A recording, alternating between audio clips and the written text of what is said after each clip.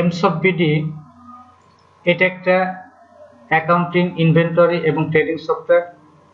যে কোনো ব্যবসা প্রতিষ্ঠান তাদের যাবতীয় কার্যক্রম এই সফটওয়্যারের মাধ্যমে সম্পন্ন করতে পারে, তবে অব্যবসায়িক প্রতিষ্ঠানও তাদের কার্যক্রম এই সফটওয়্যারের মাধ্যমে সম্পন্ন করতে পারে। আমরা দেখব এখন কি করে একটা সমিতি তাদের কার্যক্রম এই সফটওয়্যারের মাধ্যমে সম্পন্ন করবে সেটা এখন দেখব। প্রথমে আমরা ডেস্কটপে এই সফটওয়্যারের যে শর্টকাট কিটা আছে সেখান থেকে ক্লিক করে ওপেন করতে হয় সে দেখব। ডবল ক্লিক করলাম, আমাদের লগইন ফর্মটা চলে আসলো। এখানে ডিফল্ট ইউজার নেম অ্যাডমিন এবং আমি ডিফল্ট পাসওয়ার্ড অন দিলাম। সফটওয়্যারটা ওপেন হয়ে যাবে।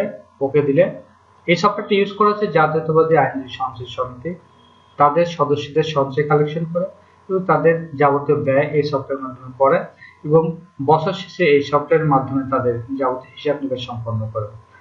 আজকের তারিখ হচ্ছে 21/12/2015। এখানে অটোমেটিক চলে এসছে। আমি ইচ্ছা করলে এই তারিখটা পরিবর্তন করেও সেই তারিখে ট্রানজাকশন করতে পারবো। ওকে বাটন ক্লিক করলাম। আমাদের ওপেনিং স্ক্রিনটা ওপেন হয়ে গেল। এখানে দেখতে পাচ্ছি জাতীয়তাবাদী আইনজীবী সঞ্চয় সমিতি তাদের যে ওপেনিং স্ক্রিনটা এখানে আছে যে স্টাফ, মেম্বার এবং bank information entry button, savings account information entry button.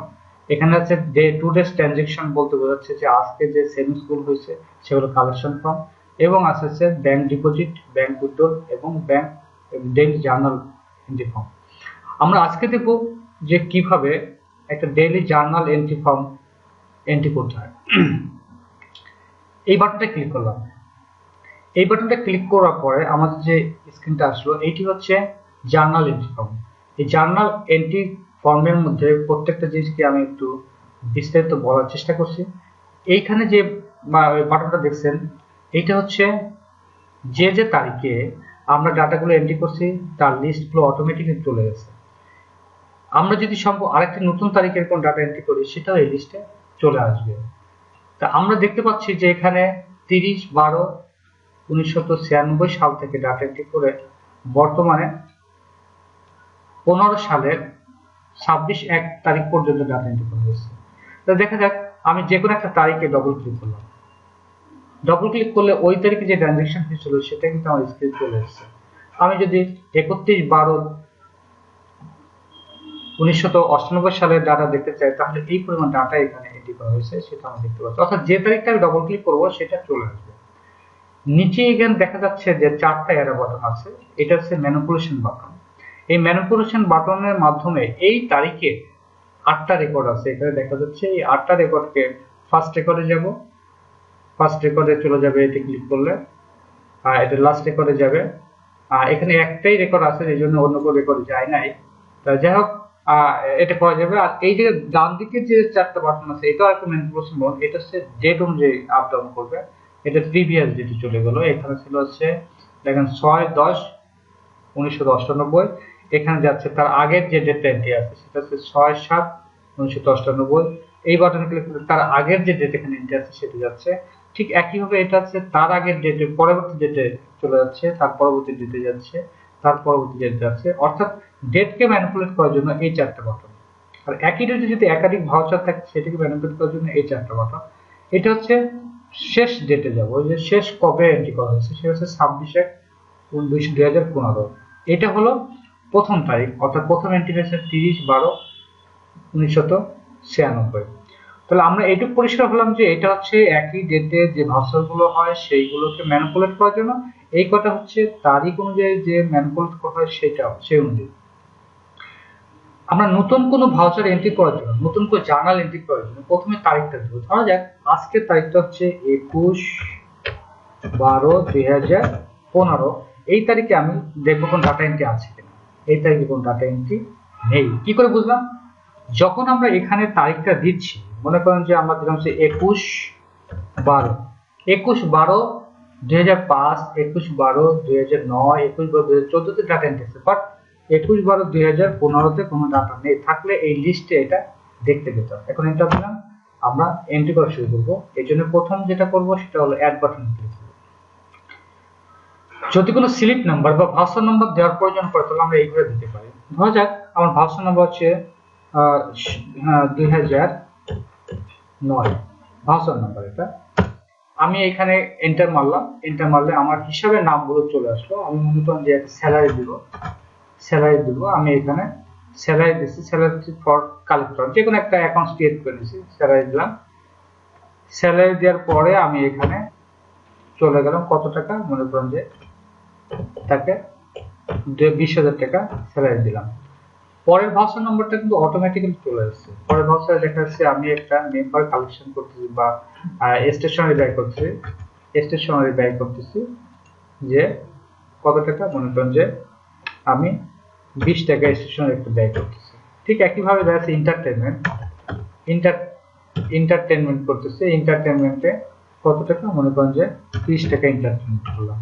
ঠিক একইভাবে মনে হচ্ছে সেভিংস কালেকশন করছি, সেভিংস রিসিপ্ট ক্লিক করলাম, কে দিল, দেখা যাচ্ছে কে দিল, এখানে মনে করেন যে 102 হ্যাঁ এবং শাহিনুর, ইনি কালেকশনটা দিল, কত টাকা দিল, এটা অটোমেটিক্যালি ক্রেডিট ঘরে চলে গেছে, কারণ আমি টাকাটা পাচ্ছি। কত টাকা পেলাম, 200 টাকা আমি পেলাম। ঠিক একইভাবে দেখা যাচ্ছে আমি ব্যাংক ডিপোজিট করব। ব্যাংক ডিপোজিট করার সাথে সাথে বলতেছে আপনি কোন ধরনের হিসাবে টাকাটা রাখবেন, সেটা সেভিংস অ্যাকাউন্ট হতে পারে, এফডি অ্যাকাউন্ট হতে পারে, এসওটি অ্যাকাউন্ট হতে পারে। ধরো সেভিংস অ্যাকাউন্টে রাখবো, সেভিংস অ্যাকাউন্ট রাখলে এখানে দেখা যাচ্ছে 4টা অ্যাকাউন্টের নাম আসছে, এখানে কোন ধরনের অ্যাকাউন্ট, এইটা হলো যে আমি যে অ্যাকাউন্টের লিস্টটা ইতিপূর্বে তৈরি করে এসেছি সেখান থেকে তথ্যটা আনতেছি। কিন্তু আমি এখানে ক্লিক করলাম অগ্রণী ব্যাংকের, এই হিসাবে রাখবো কত টাকা, আমি 30,000 টাকা ব্যাংকে রাখবো। আবার আমি টাকা তুলবো, ব্যাংক উইথড্রল আমি এখান থেকে ক্লিক করলাম, কোন অ্যাকাউন্টে তুলবো, আমি মনে করেন যে একটা এই সেভিংস অ্যাকাউন্টে তুলবো, আমি প্রাইম ব্যাংক থেকে তুলবো, কত টাকা, যে আমি মনে করলাম 40,000 টাকা তুলবো।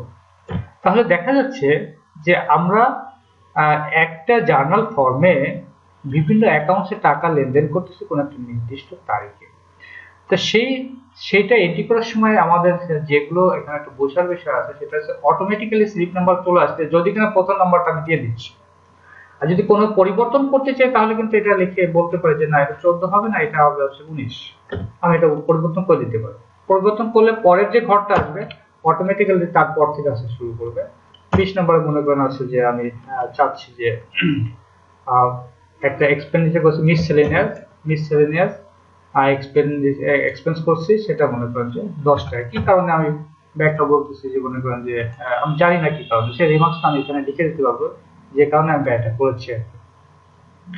এখন দেখি যে আমার এই ফর্মে আর একটা ব্যাখ্যা নেই, সেটা হচ্ছে এই জায়গাটা হচ্ছে ভাউচারের জন্য অটোমেটিক সিরিয়ালটা আসবে, এইটা হচ্ছে অ্যাকাউন্টস ইনফরমেশন, এখানে কোড নাম্বার দিলেও আমার অ্যাকাউন্টস আসবে, এটা হচ্ছে অ্যাকাউন্টস নেম, এটা হচ্ছে রিসিভেন্ট পেমেন্ট নেম, অর্থাৎ স্যালারি অ্যাকাউন্ট।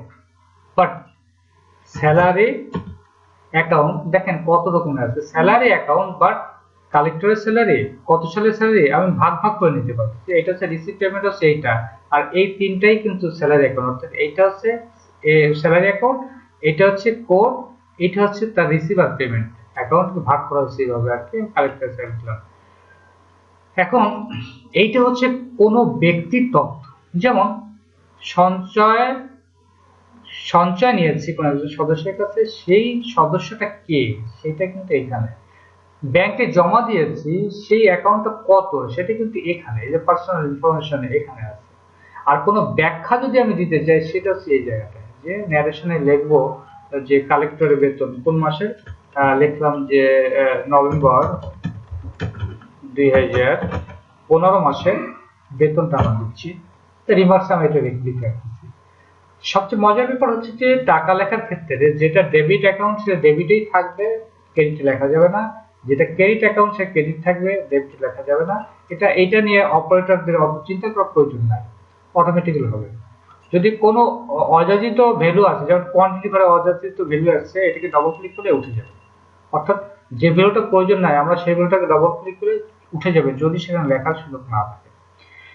তো এটা সম্পন্ন করার পরে আমরা সেভ করলাম।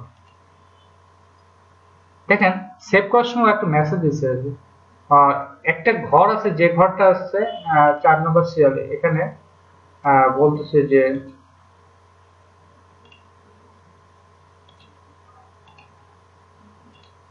যে আমরা এ পর্যন্ত দেখলাম যে কিভাবে এটা এটি করতে হয়, করে আমরা সেভ করে এটা বের হয়ে যাবো আর কি। আমরা আপাতত ক্যান্সেল দিলাম, এখানে সেভ করলাম না, করে আমি হোমে দিলে বের হয়ে যাচ্ছি আর কি।